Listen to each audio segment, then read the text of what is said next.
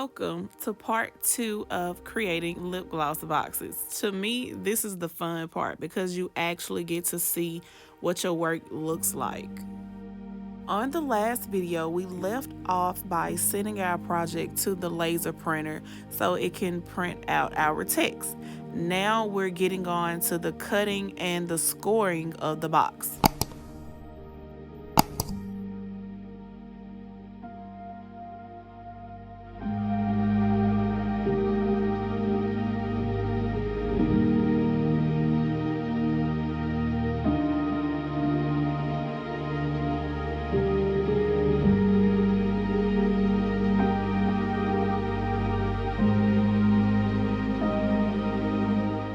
Now I'm going to take my time and remove the box from the rest of the cardstock.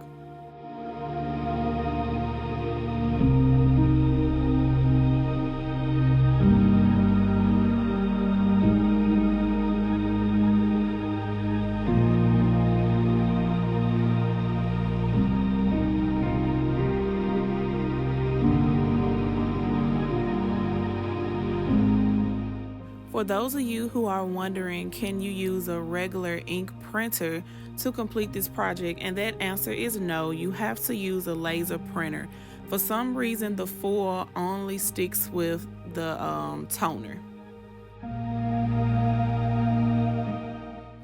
I purchased these foil sheets from Amazon, and as I stated in the last video, that link will be listed in the description box.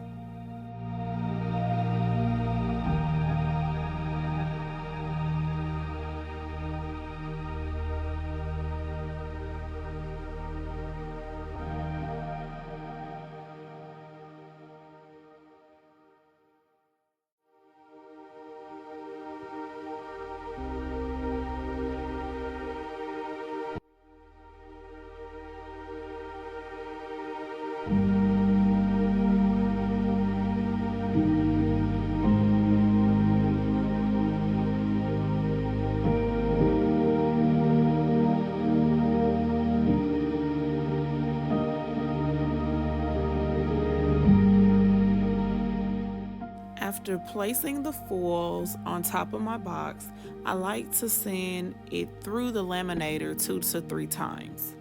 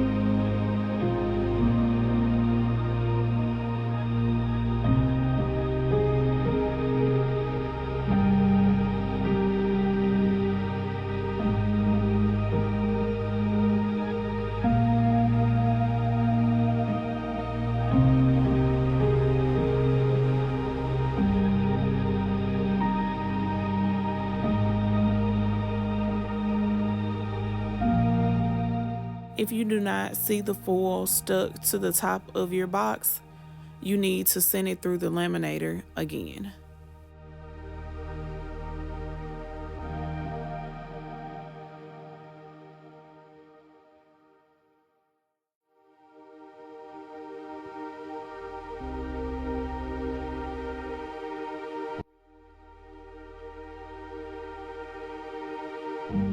I use double-sided tape to get my boxes to stick together, but you can also use glue. It's just your preference. Now it's time to fold the box. The lines I changed from cut to score, those are the lines that I'm going to fold.